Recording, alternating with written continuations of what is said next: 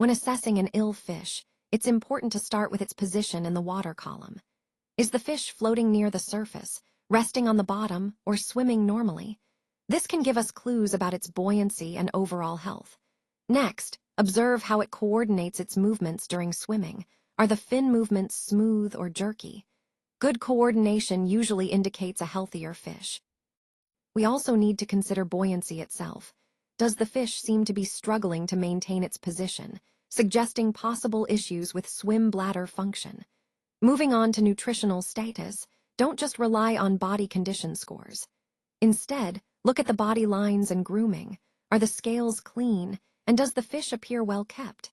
These subtle signs can tell us a lot about its overall health. Appetite is another key indicator.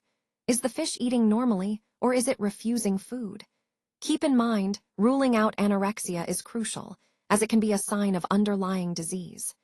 Additionally, observe the activity of the fish's gill operculum. Are the gills moving steadily and efficiently, indicating healthy breathing, or is there labored or irregular movement? Dehydration can also impact fish health, but instead of doing a skin fold test, we should consider the water quality parameters of the tank or pond. Often, dehydration shows no obvious skin folds or external signs, but it can still be present. Testing reflexes is a critical part of our evaluation. Check writing responses, escape responses, and eye movement reflexes to gauge neurological and muscular function. All these assessments together give us a comprehensive picture of the fish's health, helping us pinpoint the underlying issues and plan appropriate interventions. All right, let's go through some key points for working with zebrafish. First off, no blood sampling is needed here, just for zebrafish, so it's a less invasive approach. When measuring length, we have several options: fork length, standard length, or total length, depending on what aspect we're focusing on. Each measurement gives us slightly different information, so choosing the right one depends on our specific goals. Next, we should consider body circumference.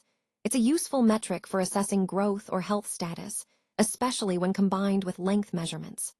Remember, these fish are ectothermic, so their body temperature reflects the water temperature.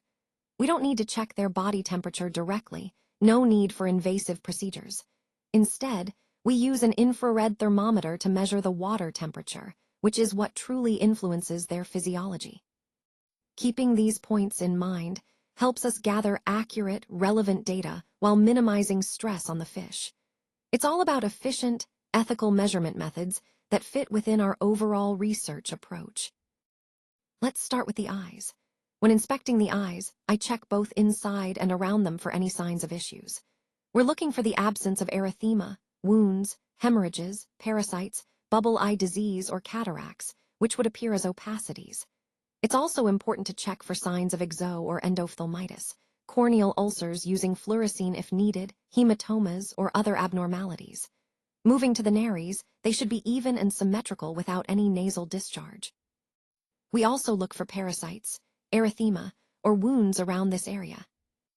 Next, the mouth. Here, we can't always assess the mucosa fully, nor can we rely on capillary refill time in some cases, but we do look for fractures, lacerations, or any new formations like hematomas or abscesses. Parasites, erythema, or ulcers should also be absent. We briefly inspect the teeth and tongue, keeping in mind that this is limited. The snout should be intact and not worn down. Finally, the gills.